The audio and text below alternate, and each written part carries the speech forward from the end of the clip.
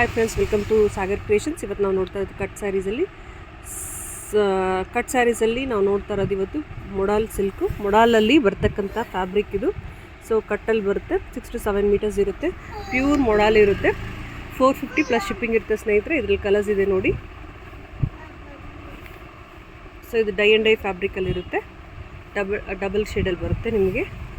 So pink with light cream, ಹಾಗೆ ಇದೊಂದು design ಇರುತ್ತೆ ಸ್ನೇಹಿತರೆ. ಇದು ಬಾರ್ಡರ್ ಪಾರ್ಟ್ ಆಗಿರುತ್ತೆ. Sari overall look ಹೀಗಿರುತ್ತೆ.